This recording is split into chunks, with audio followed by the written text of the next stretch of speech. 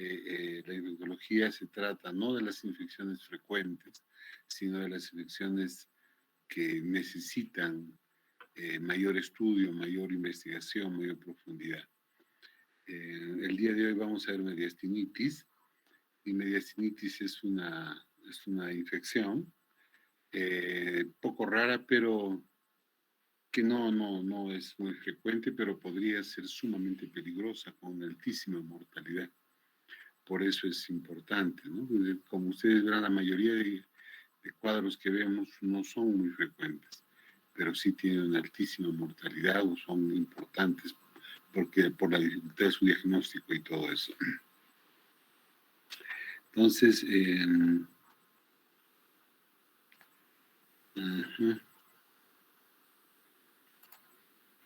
vamos a compartir ya.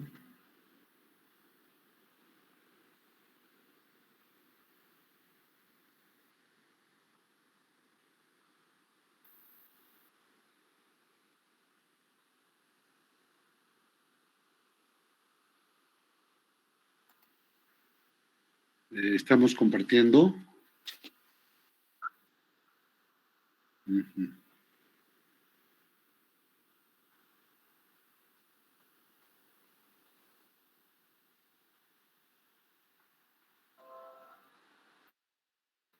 Ahora.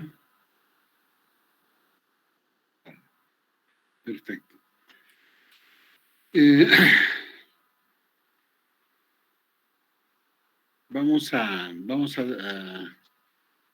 Antes de eso, yo quiero comentarles un par de cosas que no tienen el afán de quedar bien con nadie, ni disculparme con nadie, solamente que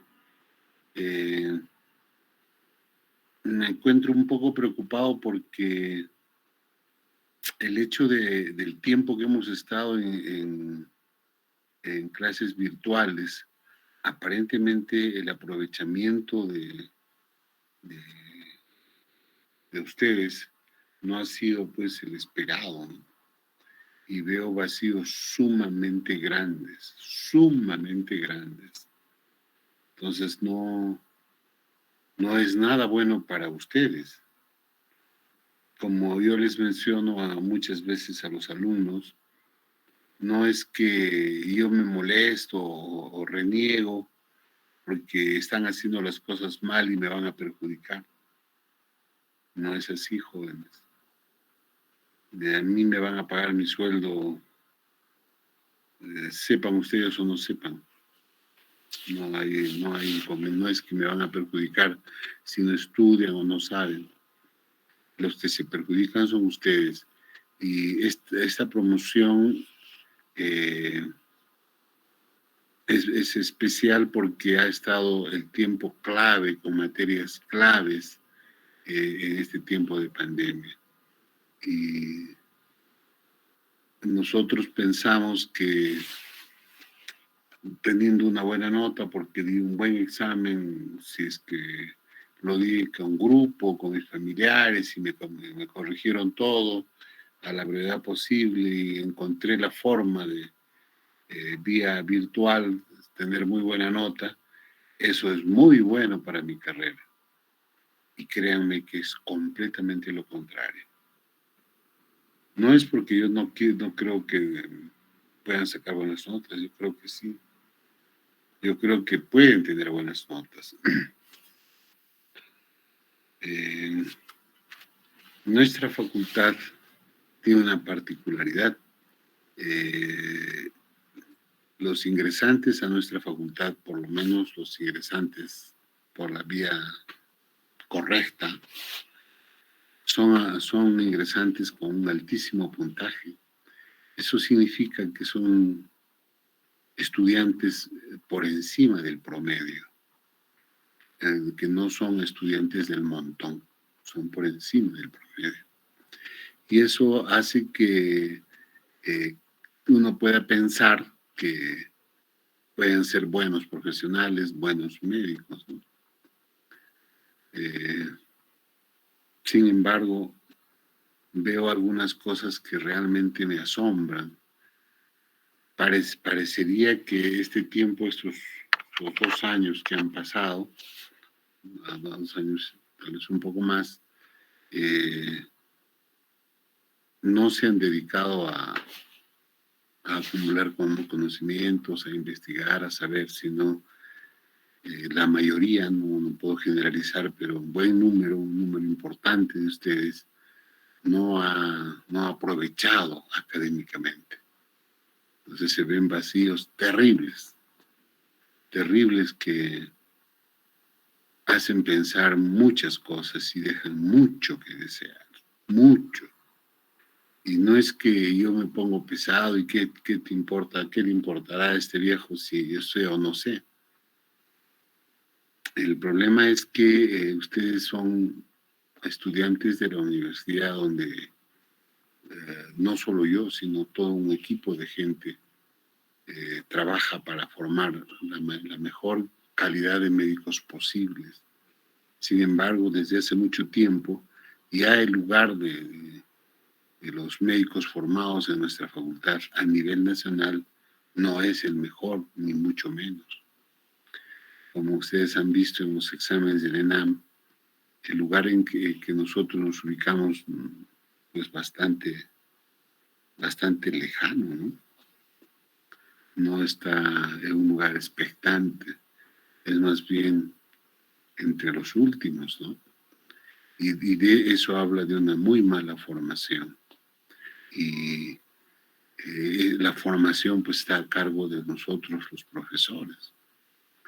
Bueno, no solamente, ¿no? Es la formación en medicina y en otras carreras tiene mucho que ver con la autoformación y el profesor, como modernamente se encara, es solamente un guía, una persona que debe guiar para que la gente aprenda sola, ¿no? Para que estudie sola.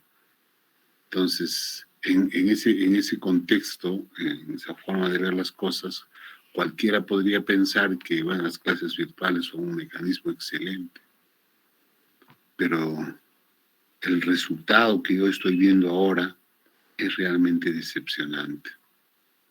Decepcionante, hay cosas, hay unos vacíos increíbles. Esto, como les dije, chicos, no tiene el afán de reñirlos, de molestarlos, ni de disculparme, ¿no? Yo sé que la gente que hace prácticas conmigo dirán, sí, ahora se hace bueno y en la práctica es un ogro. Lo que pasa es que veo tantas cosas que realmente me asombran. No había visto ese nivel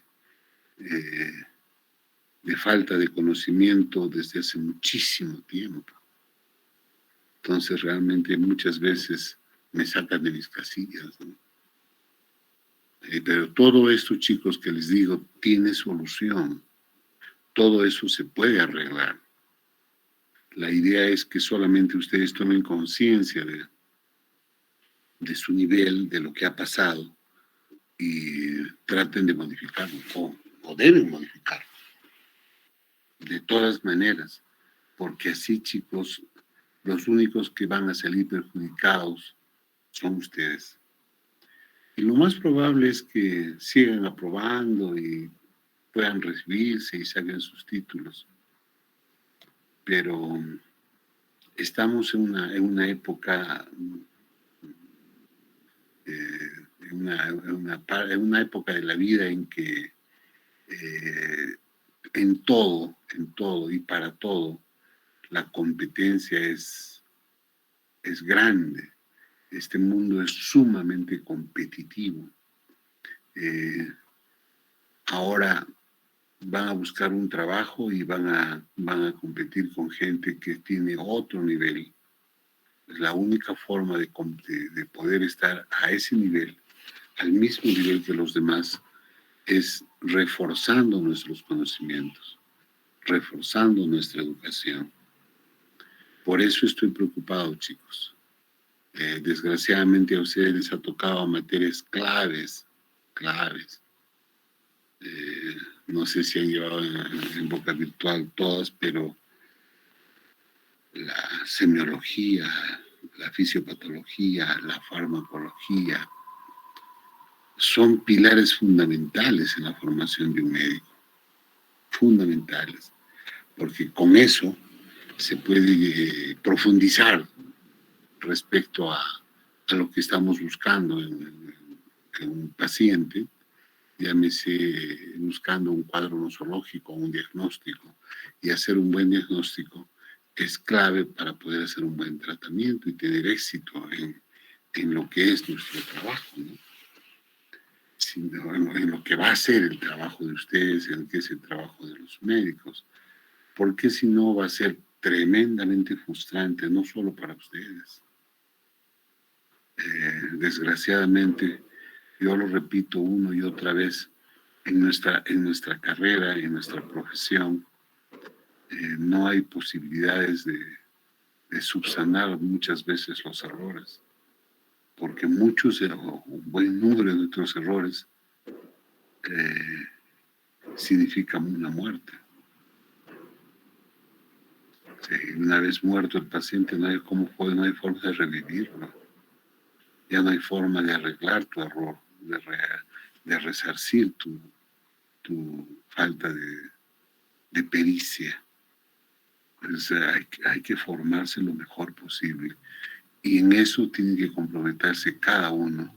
Y yo entiendo, podemos tener diferentes ocupaciones, muchos serán casados y tienen su trabajo y tienen otras obligaciones, es cierto. Y yo los comprendo, pero no quiere decir que porque los comprenda, está bien que no estudien y que no sepan y que cuando terminen su carrera salgan listos para matar. De eso no se trata, jóvenes, es más bien evitar las muertes, es más bien mejorar la salud de las personas. Entonces, lo único que se necesita es reconocer lo que estamos haciendo mal y no hacerlo más, y dedicarnos a estudiar.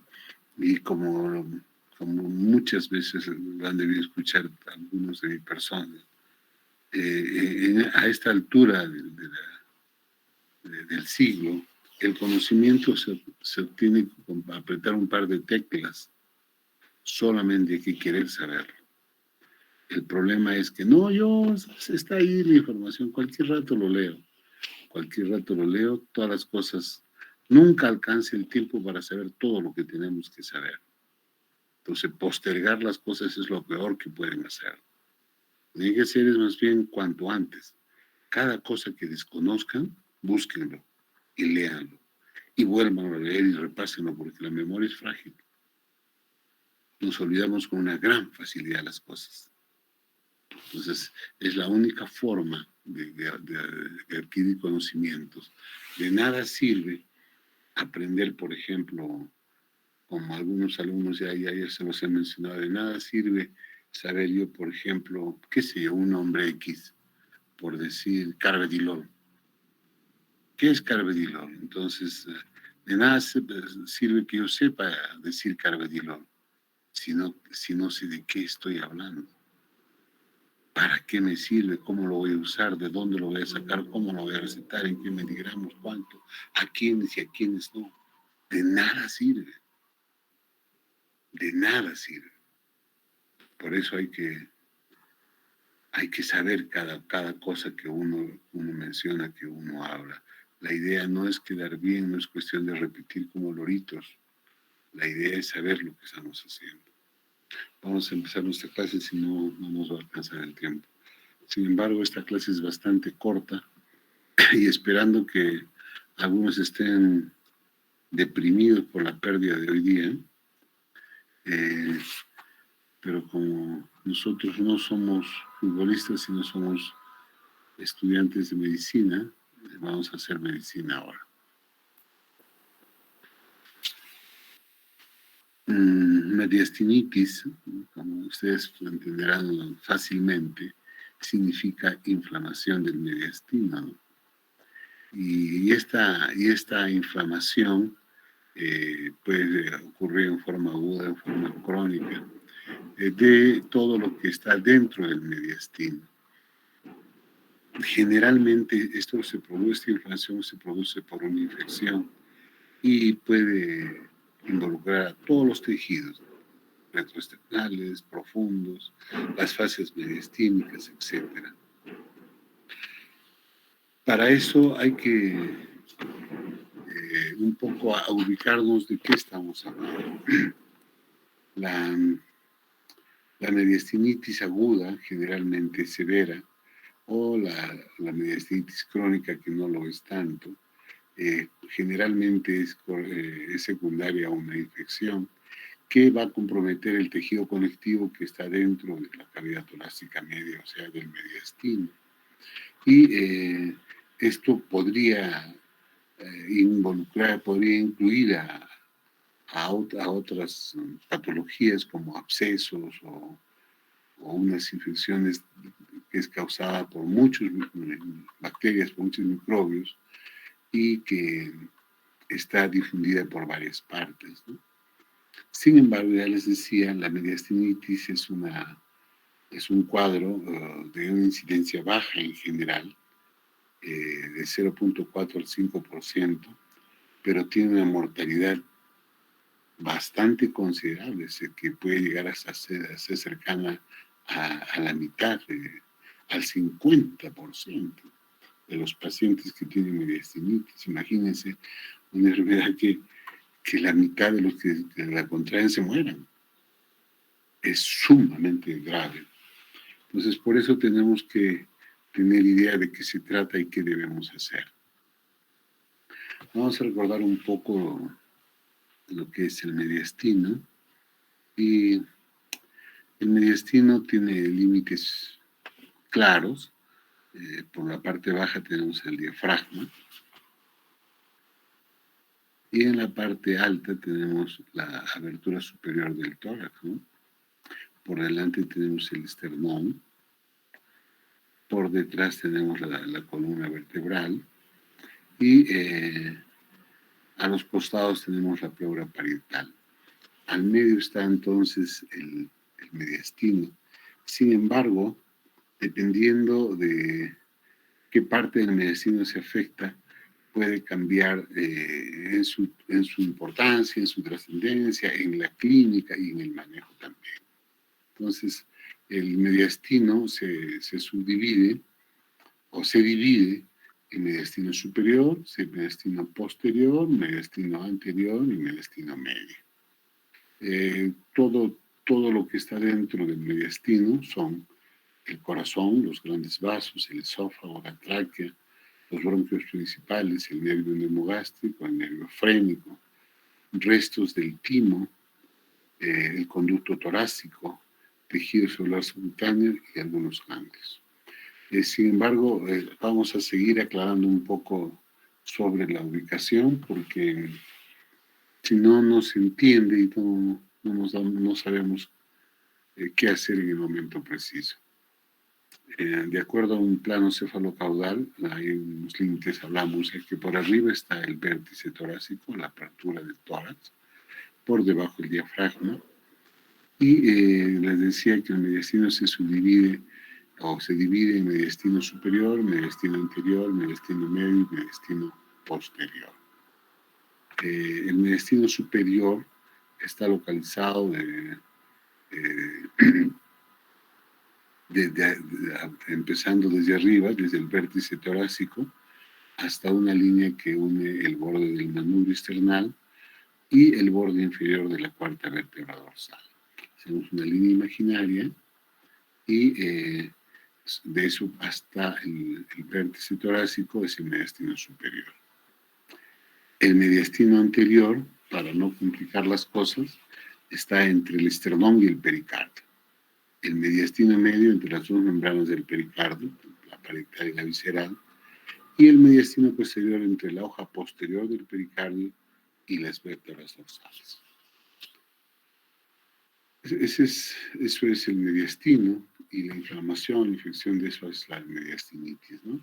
Hay unas fascias, hay unas hojas de fascia que van a comunicar la parte cervical con el tórax Y eso tiene una trascendencia importante en el origen de las infecciones.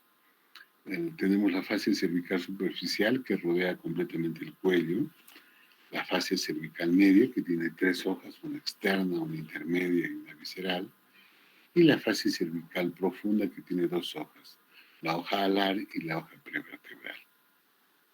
Entre la hoja intermedia y la visceral, la fascia media, de la fascia media está el espacio previsceral de Pierce, o algunos otros autores lo conocen como receso previsceral de Gray, que llega desde la base del cráneo hasta el diafragma, y aquí está englobando el mediastino posterior. Estos espacios son los que más afectan en la producción mediastínica de los procesos infecciosos del cuello. Desde ahí, desde el cuello, van directamente hasta el mediastino posterior.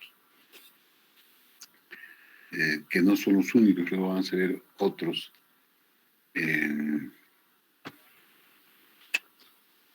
Hablando de mediastinitis, Newhoff ha hecho hace muchos años ya una clasificación que aún sigue vigente, sin embargo, no es la que nosotros vamos a usarla, solamente que hay que saber la clasificación porque se nos pueden preguntar o pueden hablarles de eso y ustedes no saben de qué están hablando. Están las mediastinitis infecciosas, las agudas, las crónicas, las idiopáticas y las farmacológicas. Dentro de las agudas podría haber una división entre supurativas localizadas y supurativas compartimentalizadas. También podrían estar las necrotizantes. Y dentro de las crónicas, que son otras, las vamos a ver dentro de poco, más o menos, ese es otro tipo de infecciones que tienen nombre propio. Hay otras que son idiopáticas fibrosantes, que para otras están dentro de las crónicas. Y otra mediastinitis son las farmacológicas, como por ejemplo, que son ocasionadas por el tratamiento con metilsergida, que no es frecuente, por lo que no se conoce mucho al respecto.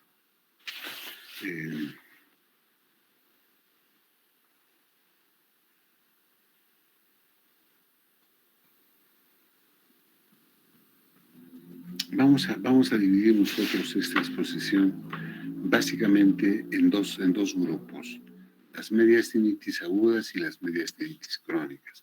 Y nos vamos a dedicar básicamente a las mediastinitis agudas, que son las más peligrosas y las que tienen mayor mortalidad. Y por eso es que le vamos a dar mayor importancia. Y que como son de una presentación bastante baja, bastante rara, no creo que tengan oportunidad, a menos de que se dediquen a la especialidad de cirugía cardiovascular o torácica, no creo que tengan mucha oportunidad de ver estas cosas. Solamente vamos a mencionar las más importantes para que en algún momento nos puedan ayudar. Dentro de las mediastinitis agudas, tenemos, por ejemplo, las mediastinitis postoperatorias, o sea, después de una cirugía que se compromete al mediastino, que generalmente son las operaciones del corazón, las cirugías cardíacas.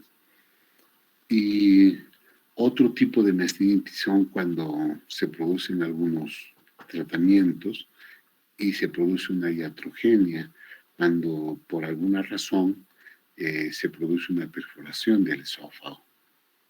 Y otra clasificación de estas mediastinitis agudas son la mediastinitis necrotizante descendente, que tiene una particular importancia porque o sea, en nuestro medio por lo menos no vemos muchos mediastinitis postoperatorias porque no se opera el corazón, ¿no? Y no se opera el corazón en cualquier otra parte, solamente en algunas partes del Perú. Y en algunas partes del mundo, no se operan en todas partes. Las mediastinitis por perforación esofágica son bastante raras también.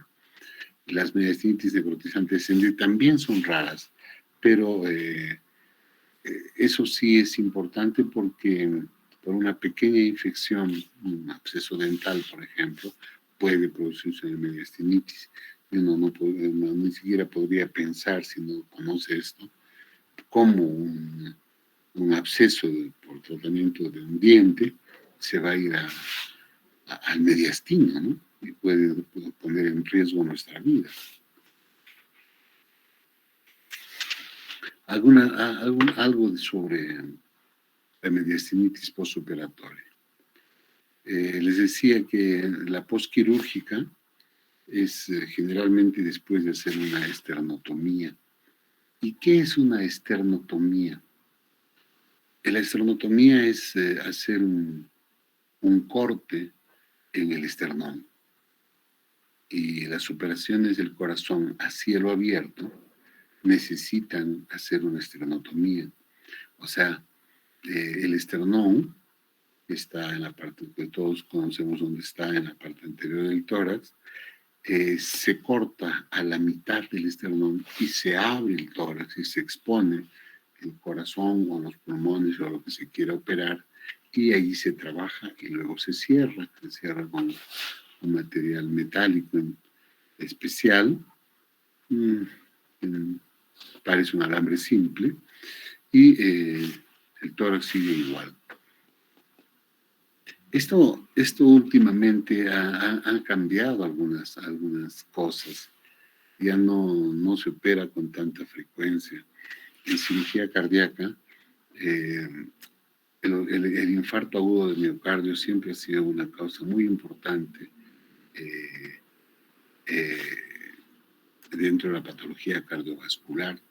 Entonces, las personas que tenían obstrucción de las coronarias por alguna razón, llámese cardiopatía hipertensiva, diabética o otra índole, se hacían bypass para saltar esta obstrucción de alguna coronaria, que al final estas obstrucciones de las coronarias son las que tapan esta arteria y que dificultan que el riego sanguíneo, el flujo sanguíneo llegue a determinado sector del miocardio y que siga viviendo. Si se corta el suministro de flujo sanguíneo, no llega ni oxígeno ni nutrientes, y no se puede retirar los desechos, y eso lleva a la muerte del miocardio. Sin embargo, no últimamente, ya más o menos, estamos hablando de unas cuantas décadas, más o menos 4 o 5 décadas, que cada vez se perfecciona más. Han sido de alguna forma reemplazadas estas intervenciones en las coronarias, que eran netamente quirúrgicas, por otras que son por cardiología intervencionista. ¿No? Lo que se hace es introducir un catéter dentro de una de las coronarias, a la que nosotros estamos sospechando que está mal, y se hace una angioplastía. El lugar donde tenemos la obstrucción, esta obstrucción generalmente está formada por dos cosas. Una es una tumoración de grasa, una tumoración de lípidos, y otra es un coágulo que termina de tapar la luz del vaso y que ya no deja pasar nada de sangre. Entonces, si nosotros identificamos bien, agudamente se puede hacer esta intervención a través de la piel, por eso se llama percutánea. Se introduce un catéter, se llega hasta la arteria, se identifica dónde está, gracias a un laboratorio de hemodinámica, y cuando uno está ahí lanza con el mismo catéter que ha entrado, se lanza un balón, un globito. Ese globito se infla y se aplasta lo que había tapado la vena, la arteria. Entonces se vuelve a abrir el vaso, la luz del vaso.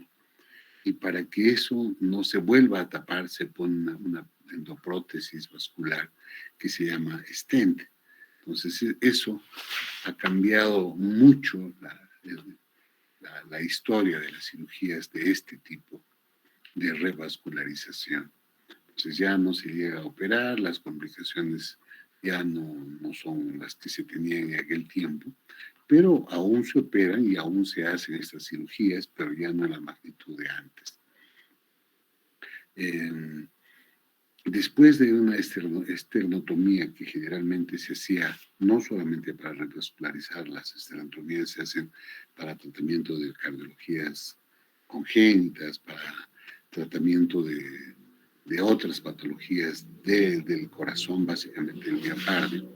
Entonces, cuando se hace esta esternotomía se puede infectar el mediastino, produciendo una mediastinitis.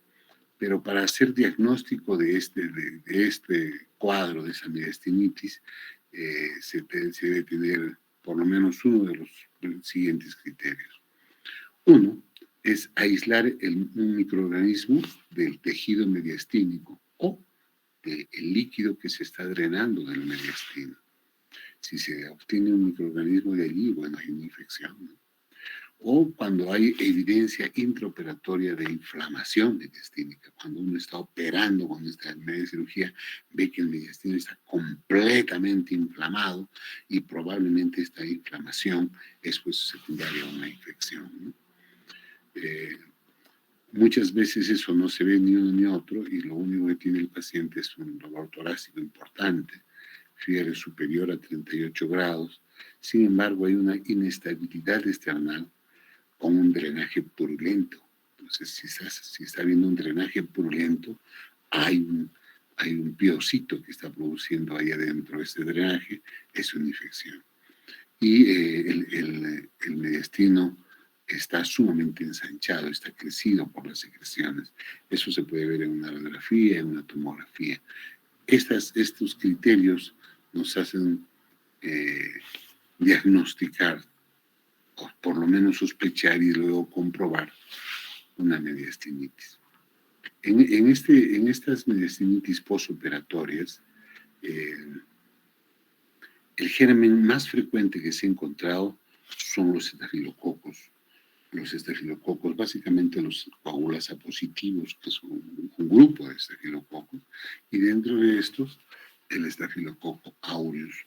El estafilococo aureus, que es una bacteria sumamente agresiva, más cuando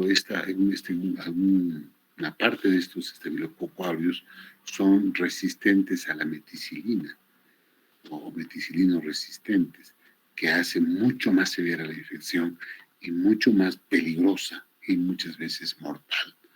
Hasta en un 75% de estos pacientes está causado pues, por estafilococo aureus. Yo quiero que se tome en cuenta eso que estamos hablando de la mediastinitis postoperatoria. Porque, como ya les dije, estamos hablando al final de las mediastinitis agudas, pero dentro de las agudas tenemos la postoperatoria, las mediastinitis por perforación de esófago y las otras que son necrotizantes descendentes. Y todas son agudas, ¿sí? Porque cada cosa de estas son diferentes y tienen un manejo y una etiología también diferente. Por lo tanto, son cosas diferentes. Sin embargo, todas son mediastinitis, ¿no? En la cirugía de revascularización había algunos factores, o hay algunos factores de riesgo que van a facilitar estas infecciones. ¿Cuáles, por ejemplo? Pacientes que se han hecho muchas transfusiones. Cuando se está operando a cielo abierto, se utiliza una circulación extracorpórea. El corazón se lo excluye de la circulación y hay una máquina que va a recibir la sangre y que actúa como corazón-pulmón, lo oxigena y la vuelve a pasar a la circulación, mientras los cirujanos están reparando lo que tienen que reparar en ese corazón, ya sea la revascularización, como en este caso, o otro tipo de cirugías, pero aquí estamos hablando básicamente de la cirugía de revascularización. Cuando se prolonga la circulación extracorpórea es un factor de riesgo de infección. Cuando antes de la operación se tiene que hacer profilaxis antibiótica y no se hace una profilaxis adecuada y suficiente. Cuando se hace una anticoagulación en la herida external, en el esternón, se pone cera para que se coagule la sangre y no haya sangrado. Cuando se pone un exceso de esta cera, también es un factor de riesgo. Les decía, la esternotomía es un corte en la mitad del esternón. Cuando se hace a un costado, cuando se hace una esternotomía lateral, también aumenta el riesgo de hacer mediastinitis. Y estos son los factores de riesgo dentro ya del paciente, que ya lo tenemos. Pero si este paciente es un paciente añoso, mayor de 75 años, y que además tiene enfermedades concomitantes como diabetes, como obesidad, como enfermedad pulmonar obstructiva crónica o como insuficiencia renal, es mucho más posible de que haga estas mediastinitis. Entonces, nosotros al final vamos a decir cómo más o menos se diagnostica esto, pero es fundamental. Si nosotros tenemos el antecedente de la revascularización, si tenemos una secreción purulenta, si hemos visto que está inflamado durante la operación, o tenemos una radiografía, una tomografía que tiene un ensanchamiento del mediastino, ya estamos pensando de que es una mediastinitis. Pero no solamente hay que pensar, hay que actuar rápidamente, porque en el pensar y no hacer nada puede significar que se pierda una vida. Otro tipo de mediastinitis agudas es la mediastinitis cuando se perfora un esófago. Y con los avances tecnológicos en los diagnósticos de las enfermedades gastroenterológicas, esto se presenta, pero no es tan frecuente, no tiene una altísima frecuencia. Se ven pocos, pero como ya les dije, son importantes. Generalmente son iatrogénicas, cuando se hace dilataciones del esófago, cuando se va a ver el esófago, una esofagoscopía y otros procedimientos.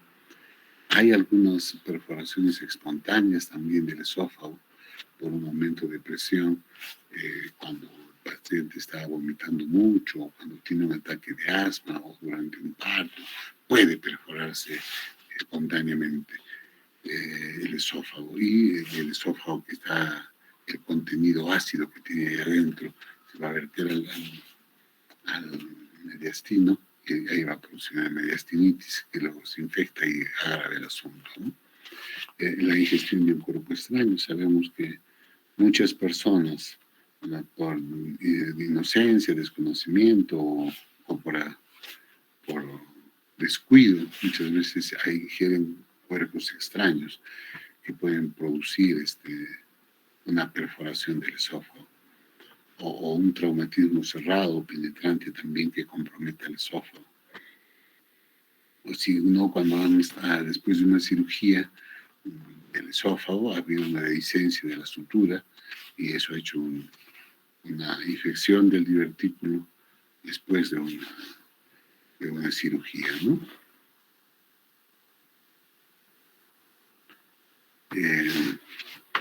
Las mediastinitis por perforación de esófago tienen varios factores de riesgo también. Por ejemplo, cuando el paciente va a hacer una endoscopía esofágica, una esofagoscopía u otra, con una sedación insuficiente. El paciente está casi despierto y es pues sumamente incómodo que te introduzcan un tubo en la boca. Entonces, al moverse puede tener una reacción sumamente fuerte, que con el instrumento dentro pues se produce la rotura, ¿no? También cuando el operador, el gastroenterólogo, quien esté haciendo el procedimiento, no tiene la experiencia suficiente. A veces un mal movimiento puede producir una perforación del esófago, ¿no? También a veces, y eso pasa seguido en los institutos, en los hospitales públicos, no se tiene el material adecuado, pero necesitamos hacer el procedimiento. Entonces a veces se improvisa y se utiliza lo que se tiene sin ser el instrumento adecuado o el material adecuado. Y entonces ahí también por salir por ayudar tal vez al paciente, por hacer una obra de bien, muchas veces se le hace un mal, ¿no? Se perfora el esófago. O cuando se va a hacer biopsia del esófago sin una visualización directa, cuando no se tiene un videoendoscopio adecuado, ¿no? Y lo que es muy común también es cuando no se desinfla el balón, cuando va a estar pasando el esofagoscopio. Cuando está pasando el esofagoscopio hay que desinflar el balón para que pueda ingresar el aparato, ¿no? Entonces, en estas circunstancias se puede perforar el esófago y la perforación del esófago va a producir una contaminación del mediastino que se va a producir una infección y toda una inflamación y el problema, ¿no? Hay otras circunstancias como que son menos frecuentes, que son herida quirúrgica infectada. Después de las esternotomías es la segunda causa. Se pueden infectar las heridas de la cirugía. Y en estos casos, y más en el caso del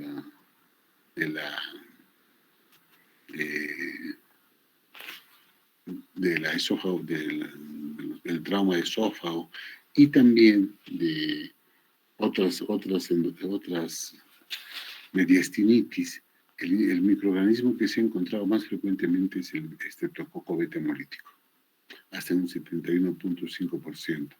Pero, como les decía también al principio, muchos de estos pacientes tienen una flora microbiana mixta, o sea, es polimicrobiano, son muchas bacterias que están produciendo el daño. Por lo tanto, eso hay que tomarlo en cuenta, porque pueden encontrar una bacteria, pero no necesariamente es la única, pueden haber otras bacterias. Entonces, ustedes tratan una bacteria, pero hay otras y la infección nunca va a ceder.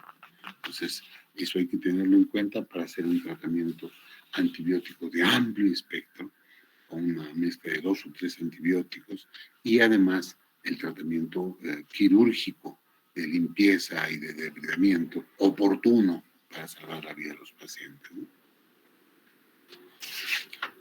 La tercera mediastinitis aguda es la mediastinitis necrotizante descendente. Y esta es una mediastinitis que es bastante severa y que casi siempre es infecciosa. Esta mediastinitis se origina, como les decía al principio, en una infección en el cuello o en la cavidad oral. Y estas suelen ser, pues, de una etiología polimicrobiana. Sin embargo, también se ha encontrado en estos pacientes que la etiología podría ser un estreptococo beta hemolítico.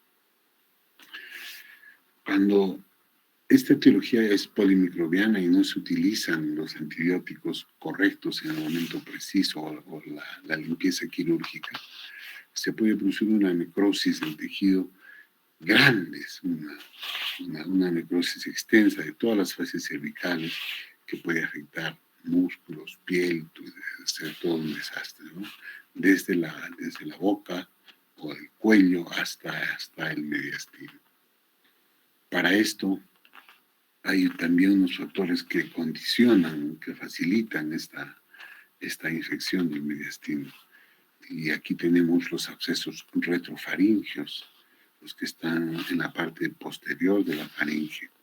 Estos abscesos van por estas fases que ahora debo tener una diapositiva que nos muestra cómo es que rápidamente bajan desde la cavidad oral hasta el mediastino posterior. Los abscesos retrofaringios, la angina de Lumpkin, que es una infección del piso de la boca sumamente severa, y los abscesos odontogénicos, los simples abscesos que por una caries o una infección dental se produce un absceso y que si no se le da la importancia y el tratamiento oportuno puede llegar a contaminar hasta el mediastino. Gracias a Dios no son muy frecuentes, pero como sí les decía, es pues una patología con altísima mortalidad, hasta el 45%, o sea, casi la mitad de los pacientes que hacen esta mediastinitis pueden llegar a morir.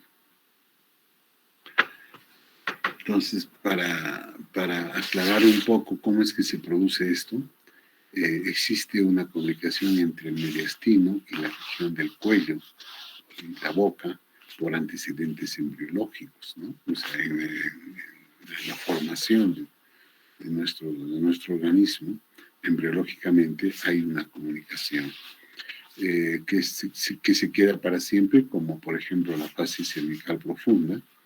Esta fase cervical profunda, que la vimos al principio, se divide en 3 láminas. Una lámina superficial, pretraqueal, una lámina visceral y una lámina prevertebral, hacia adelante, una al medio y otra hacia atrás, ¿no? Y limitan algunos espacios, el espacio pretraqueal, el perivascular o laterofaríngeo, a los costados de la faringe, y el prevertebral o retrofaríngeo. Y el espacio retrofaríngeo es el sitio de comunicación principal entre el cuello y el mediastino. Las infecciones localizadas en este espacio retrofaríngeo tienen mayor riesgo de mediastinitis. El 70% de mediastinitis necrotizante descendente proviene de este espacio, del espacio retrofaríngeo. El 20% se disemina por vía perivascular y únicamente el 8% se origina en el espacio pretraqueal, que está separando estas fases, ¿no?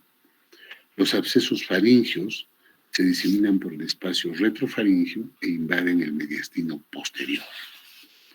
En cambio, los abscesos submentonianos y submaxilares se diseminan hacia el mediastino anterior. Entonces, el mediastino posterior, que es el que más se afecta, podría ser causado por una cosa no tan difícil de ver, ¿no? ¿A quiénes afecta esta mediastinitis necrotizante descendente?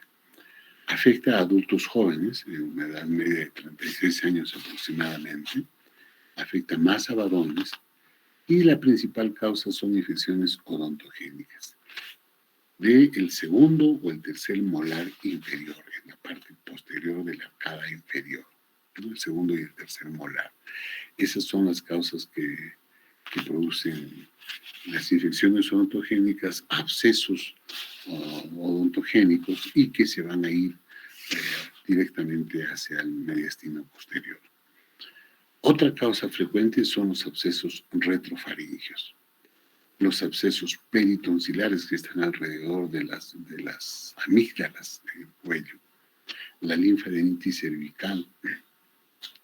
Y cuando se hace una intubación endotraqueal traumática, o cuando hacemos intubación endotraqueal, no, aparentemente, a mí cuándo me van a hacer.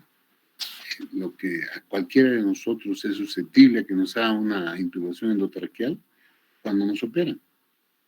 Para ponernos la anestesia, nos intuban con un tubo endotraqueal. O si alguien se pone mal y necesita, por ejemplo, en esta pandemia del COVID, ¿cuánta gente ha entrado a cuidados intensivos y han tenido que intubarlos? Esa es otra causa también de complicaciones y al final podría llegar a producirse una mediastinitis. Gracias a Dios, por lo menos por esos lares no se ha visto, pero es posible. Hay otros factores de mal pronóstico para que se produzcan estas infecciones. paciente de edad avanzada, diabetes mellitus, desnutrición y corticoterapia crónica. La corticoterapia crónica es muy común.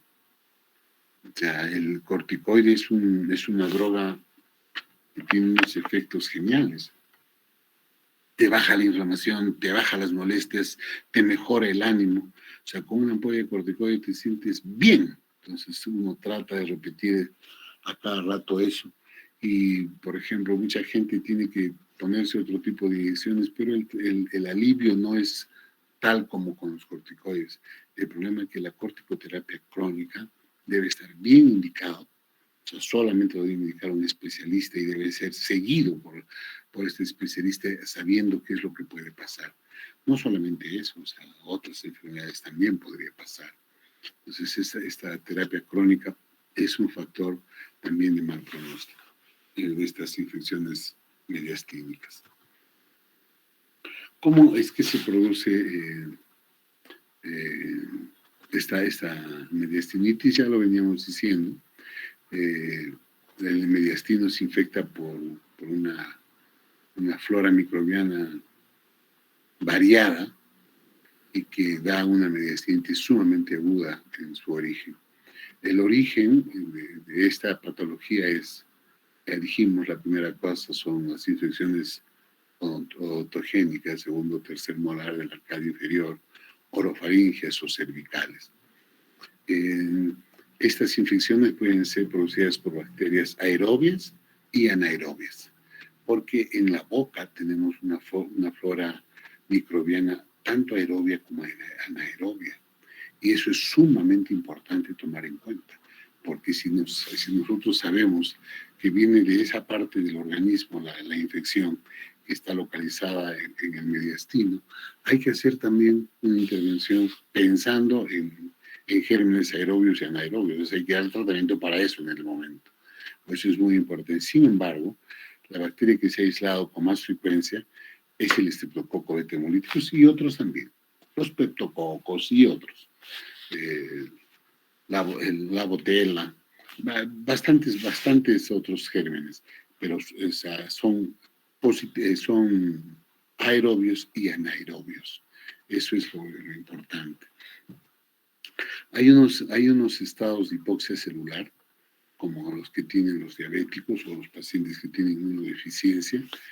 Estos estados de hipoxia de las células de cualquier parte del organismo, en este caso de la boca, el cuello y que van hacia el mediastino, favorece las infecciones por anaerobios. Entonces, si sabemos que hay un paciente con esas características, más aún hay que hacer tratamiento para bacterias anaerobias.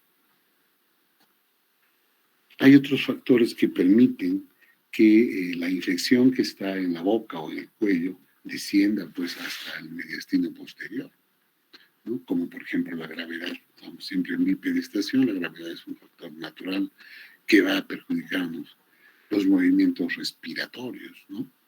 La presión negativa del mediastino, que succiona hacia el mediastino lo que se tiene por encima.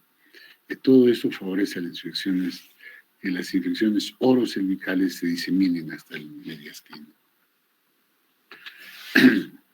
Ya el doctor Endo, antes del año 2000, en 1999, clasificó a estas infecciones necrotizantes descendentes en dos tipos, un grupo focal y un grupo difuso. Y esto se hizo una clasificación por medio de tomografía. En el tipo 1, la mediastinitis descendente focal, la infección se localiza en el espacio mediastinal superior. ¿Se acuerdan del mediastino superior por encima de la carina? Bueno, ahí. En el tipo 2 es una mediastinitis difusa, donde hay compromiso del mediastino inferior. El subtipo 2A se limita al mediastino en la parte inferior, pero anterior. El tipo 2B compromete el mediastino anterior, medio y posterior, todo el mediastino inferior. Esa clasificación sirve para ubicarnos de qué infección estamos hablando, que eso también nos va a señalar qué molestia nos va a dar, qué clínica nos va a dar. Esta clínica que vemos acá, estamos hablando solamente de la clínica de la mediastinitis crónica descendente. Luego vamos a ver que de alguna forma varía, pero estamos hablando también de mediastinitis de las postoperatorias y de las de rotura por esófago. En este caso, eh, esta mediastinitis necrotizante descendente nos señala algo que es importante, ¿no? Que la clínica va a diferir dependiendo dónde está la infección. O sea, si ha bajado hacia el mediastino anterior, nos dará una forma de dolor en esa parte. Si está en el mediastino posterior, en la parte posterior del mediastino. Pero hay signos comunes, como por ejemplo el alza térmica o la fiebre, ¿no? Si hay una fiebre persistente con escalofríos, nos habla de una infección. Hay que buscar dónde está la infección. Si hay dificultad respiratoria, si hay tos, nos está hablando que está dentro del tórax, que está comprometiendo las vías respiratorias y probablemente también el aparato circulatorio. Entonces, hay que buscar signos o otra clínica que nos lleve a ver el origen.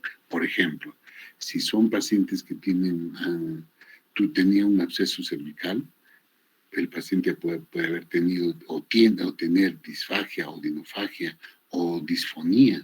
Entonces eso nos hace dar cuenta de que la infección está en el cuello, que ha bajado por el espacio retrofaríngeo de frente hasta el mediastino posterior, ¿no? O el paciente puede tener simples dolores de muela, ¿no? Si está en el segundo o tercer molar, en la arcadia inferior, más, ¿no? Pero estos pacientes con infecciones y abscesos muchas veces tienen tanto dolor que producen una contractura del mastetero que no deja abrir la boca. Es lo que se conoce con el nombre de trismus, ¿no? La odontalgia, los trismus en pacientes dentales nos van a hacer pensar que la complicación mediastínica puede estar en la parte del mediastino posterior o anterior, dependiendo de dónde está localizado el absceso, si cervical o solamente dental, ¿no? ¿Cómo hacer el diagnóstico? El diagnóstico con lo que tenemos a la mano, ¿no? Lo primero que pedimos es en un hemograma, en lo que vamos a ver que el paciente tiene una gran leucocitosis con desviación a la izquierda. El paciente puede haber tenido sangrado concomitante o no, pero el paciente generalmente tiene un grado de anemia. Puede haber trombocitosis al principio y luego se va a convertir en trombocitopenia, disminución de las plaquetas o de los trombocitos. En la radiografía de tórax, nosotros vamos a notar un ensanchamiento del mediastino. Puede haber neumomediastino, donde se ven niveles hidroaéreos, cuando se ven niveles hidroaéreos en el mediastino ya nos está acercando mucho al diagnóstico, ¿no? Estos niveles hidroaéreos se observan mejor en las radiografías de proyección lateral. También en los estados avanzados ya de esta mediastinitis puede darnos derrames pericárdicos, derrames pleurales, abscesos pulmonares. Entonces ya allí la cosa está más complicada y tal vez un poco más fácil de diagnosticar, pero el pronóstico también es peor, ¿no?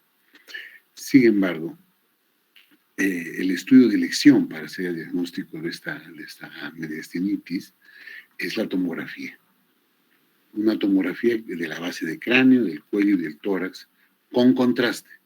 Esta tomografía nos permite ver la necrosis tisular, la infiltración a los tejidos sanos, si hay o no colecciones localizadas, si hay o no enfisema subcutáneo, que es presencia de gas, ¿no?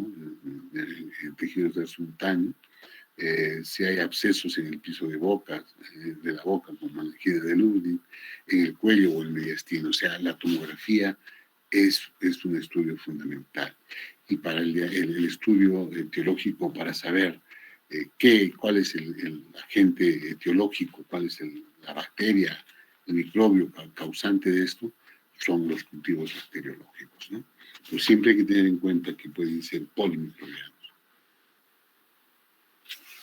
Entonces, el tratamiento de la mediastinitis necrotizante descendente Lo primero que hay que hacer es darle medida de soporte de vía general, mantener una vía aérea permeable, eh, que esté que esté libre, que pueda respirar o si necesita o no ayuda ventilatoria de otro tipo, una estabilización hemodinámica. El paciente tiene que tener buena presión arterial, buena frecuencia cardíaca, no tener arritmia, tener un buen gasto cardíaco.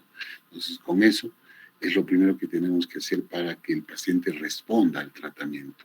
Entonces, luego se hace un esquema de antibiótico-terapia, como les decía, que incluya antibióticos para bacterias aerobias y anaerobias.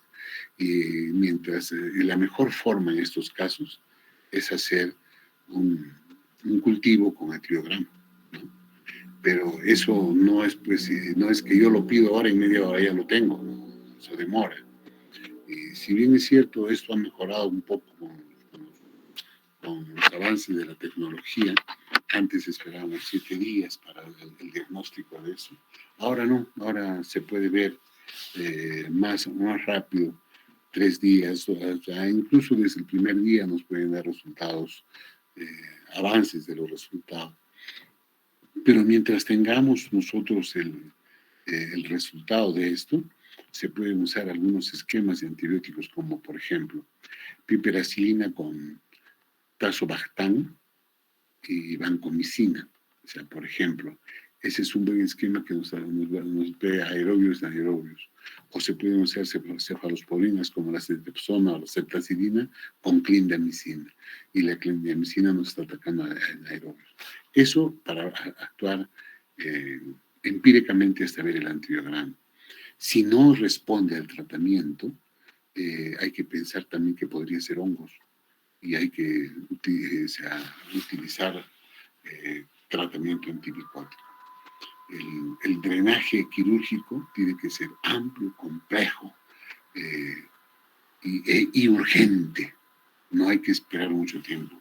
Se abre nuevamente el tórax y se hacen limpiezas. Los cirujanos tienen varias estrategias. Suelen no abrir grandes porque la infección puede diseminarse. Abren solamente un espacio pequeño para hacer debridamientos, para hacer limpieza y que ayudarnos a controlar la infección. ¿Qué complicaciones tiene esta mediastinitis? Sepsis, neumoperitoneo, neumotórax, pericarditis, empiema torácico. Y como les decía, pues la mortalidad es sumamente alta, cercana al 50%. Hay otras mediastinitis menos frecuentes, como las infecciones otorrinológicas o maxilofaciales, los abscesos dentarios, como ya les decía, no todos hacen cuadros grandes, absceso retrofaríngeo, tracotomía, que es más de lo mismo que hablábamos, otras infecciones pleuropulmonares, abscesos sofrénicos, osteomielitis, etc. La clínica de todas estas mediastinitis, la que hemos detallado bien, es la de la meningitis necrotizante descendente, pero el dolor retroesternal brusco puede hablar de infección de una mediastinitis anterior. La fiebre nos dice que hay una infección. El enfisema subcutáneo, donde está saliendo, hay contenido de gas por debajo de la piel, signos de septicemia, de sepsis, taquicardia, hipotensión, shock séptico. Todo eso es clínica de esta mediastinitis. La radiografía que ya les decía, la tomografía, el esofagograma específico, eso nos ayuda al diagnóstico general de todas las mediastinitis y al tratamiento también, ¿no? Urgencia médico-quirúrgica, tratamiento quirúrgico con limpieza de ventilación amplia para todas las mediastinitis, ¿no? Y las mediastinitis agudas medias necesitan estabilización, ya lo mencionábamos, drenaje quirúrgico, antibiótico terapia de amplio espectro, clindamicina, metronidazol, cefalosporinas. Se puede utilizar los meropenemes o imipenem y otros. En las mediastinitis agudas anteriores se utiliza un sistema de vacuo para hacer terapia de aspiración permanente, para sacar la secreción del mediastino anterior, que está fácilmente accesible, y consiste en colocar una esponja en el efecto external recubierta por un adhesivo plástico que se conecta a un sistema de aspiración continua y se está sacando la secreción. La mediastinitis crónica no es tan relevante como la anterior, pero vamos a decir unas cuantas palabras para no dejarla de mencionar, porque nos hemos pasado para estar hablando de otras cosas de la hora. La mediastinitis crónica es menos relevante, es también rara, puede producir inflamación o puede producir fibrosis en las estructuras del mediastino. Generalmente esto va en avance, pero en forma progresiva. Puede estar localizado, puede estar de forma difusa en todo el mediastino también. ¿Cuáles son las causas de esta mediastinitis crónica? Tuberculosis en nuestro medio aún es una de las más frecuentes. La histoplasmosis, la actinomicosis, algunos tratamientos farmacológicos y algunas mediastinitis agudas que por mal tratamiento se pueden cronificar.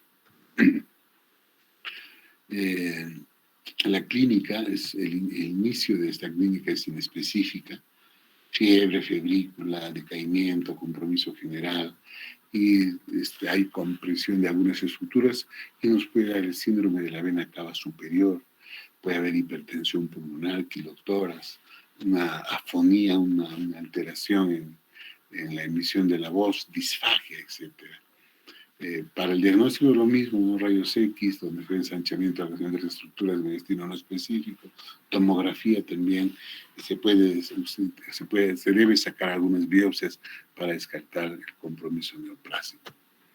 El tratamiento en este caso debe ser específico por la causa, si es tuberculosis, tratamiento tuberculoso, si es por hongos, tratamiento antimicótico. Se puede utilizar corticoide, bien utilizado para evitar la inflamación, porque eso también puede incrementar la infección y el riesgo. Se hace cirugía de las complicaciones a causa de la fibrosis, se hace una descomprensión de las estructuras. Esto no es muy frecuente. Y cuando se comprometen algunos vasos sanguíneos, se pueden utilizar prótesis a nivel endovascular o esofágico para evitar la cirugía. Bueno, chicos, esto ha sido la clase de mediastinitis. Espero haberlos estimulado de alguna forma para que, por favor, por ustedes mismos, lean, estudien, profundicen. No se queden con lo poco que les damos. Profundicen, por favor. Listo, chicos. Eso es todo por hoy día. Mañana a las 8 tenemos otra clase. Ok, hasta mañana, chicos. Gracias.